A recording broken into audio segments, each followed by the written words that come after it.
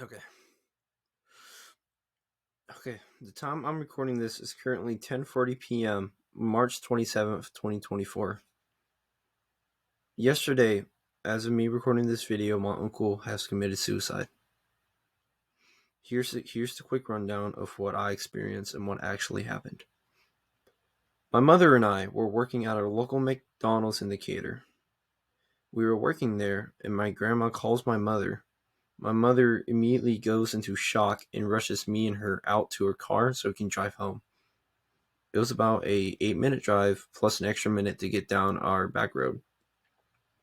So what happens is that we rush down, and then my sister's standing at the bottom of the hill in the bottom of the circle, right next to the 3 mailboxes that us and our 2 neighbors have. My sister was tasked by my grandma to run all the way down here and to wave EMS into our back road. Luckily enough for us, there was a black truck right behind us that was a undercover. I wouldn't say undercover. I don't know what they were, but it was an EMS in a non-government vehicle. Oh, I'm sorry. And then an ambulance comes from the road in front of us, comes down, turns in. Police officer trailing behind the black truck, which was the EMS, which was also behind us. My sister gets in the back of the car. And then we drive up. And so up the hill, there's a road that branches off. That's our road. They went straight forward into our neighbor Angel's yard. So I quickly tell my mom to stop. I hop out of the car. I yell to them, and I wave them over to come into the back road. My mom and I and my sister all go flying down the back road. And then about a minute later, we get to our property. We don't have a house, which made this even worse. We have 3 campers, 2 sheds, and an outhouse. It was living there was my uncle at the time, me, my sister, my mother, grandma, grandpa, and my great aunt who just recently got diagnosed with stage 2 lung cancer. We were all living there. My great aunt was watching her shows with her dog in her in her camper. My grandma was in the camper. My sister was doing whatever she does on Sundays. My mom and I were working, and my uncle was in his shed. What happens is that we get there. I hop out of the car. My mom tells me to stay in the car. I don't listen. I want to make sure my uncle, the one who I'm closest to in this entire family, is okay. I hop out.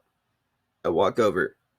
I go into the shed, and I see my grandma and my grandpa both on their knees. My grandma's sitting there crying, and my grandpa's kneeling there, holding a blanket around his head on the top, not on his nose or mouth, so he can breathe. He was still breathing at the time. But my grandpa was sitting there, rubbing his chest, saying, "Please, Storm, please stay with us. Please stay with us. All of us need you." And then EMS come in. They pick him up, put him on the ambulance, drive him off. And then what happens is that later that night, my sister and I, we go stay at our aunt uncle's house because in this family it's tradition to keep the kids away from every time somebody dies. It's been the same way. It's been the same way with my biological uncle, my great grandma, and my great grandpa. And then I stayed the night at my uncle and aunt's house with my sister. I'm stressing the entire night. I'm sitting on this exact laptop right here, just watching YouTube videos saying, "Oh, it's okay, it's okay." He still had a pulse at the time. I get picked up earlier today. We drive off, get Bojangles, and we get to the property. And then we hop out. I go put my stuff down in the green shed, which is my own shed, which is what I am in right now. And then my mom's like, "Carter, Devin, come here when you have a talk with y'all." And then my aunt Kaylee was there. My mom and my aunt Kaylee pull me and my sister out to the side. And my uncle's pronounced dead. He no longer had a pulse. He was no longer breathing. He died due to an inflicted gunshot into the temple from a 9mm at an upwards angle. I cried, and I cried yesterday, and I cried this morning, and I'm on the verge of tears of crying right now, telling this story. So here's what actually happened. Here's why my uncle decided to do this. My uncle had tons of stress disorders like me, but he also had Asperger's. Asperger's is where the person who has it finds it hard to socialize and finds it hard to connect with others. So my uncle didn't really have any friends. My uncle wasn't really even like an uncle. It was like a brotherly relationship between him, me, and a sibling relationship between him and my sister. So, as I said, my grandma was in the camper, doing her own thing. My sister was in the camper, also most likely on her tablet, right? And so what happens is that my grandpa every single day goes out to check on my uncle because he knows he has all this stuff going on. He goes to check on my uncle. And what happens is that my uncle is sitting on the side of a wall with his 1911 pointed directly into his cranium. My uncle wasn't planning on shooting himself in the temple. And I'm like happy enough that he did not know that the temple is more dangerous than the cranium. The frontal lobe is what you think with. The temple is what actually keeps you alive and keeps your skull and brain protected. And then he was intending to shoot himself in the cranium. My grandpa walks in, sees him holding the 1911 to his cranium. He's like, Storm, please don't do this. We can talk about this, and trust me, you're over-exaggerating. Your mother and I have loved you for so long. Please don't do this. And then what happens is that my uncle finally calms down. He lowers the gun. My grandpa snatches the gun from him and tries to keep it away. My uncle does whatever it takes to get the gun. He gets the gun and shoots himself in the cranium.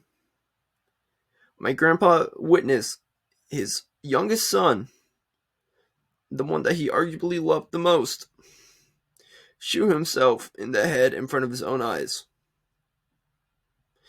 He immediately falls over and collapses onto the floor, breathing heavily.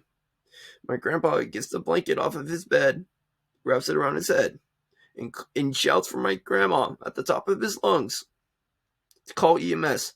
And that's when we get the call after she calls EMS. Suicide's not something to fuck around with. It truly is not. Suicide, it does not get rid of your problems. It only gives them to others. And it's like a wildfire. You committing suicide will spark a fire. That fire will soon eventually spread, and then it will take a long damn time to get rid of that fire. Please don't commit suicide. My uncle got me into most everything that I do right now. He got me into programming. He got me into voice acting. He got me into gaming. He got me into sports in the gym. And got me into many other healthy habits that made me the person who I am today. The person who gave me life and gave me a reason and will to live took his own life. And this has affected me most out of the entire family. Because he was the one closest to my entire family. And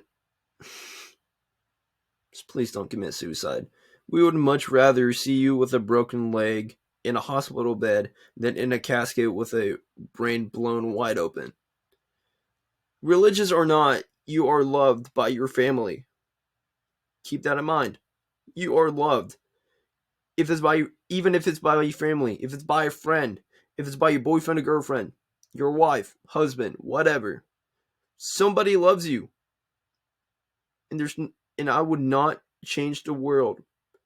I would trade the world away, trade my own life away, just to see my uncle alive again. Please don't commit suicide.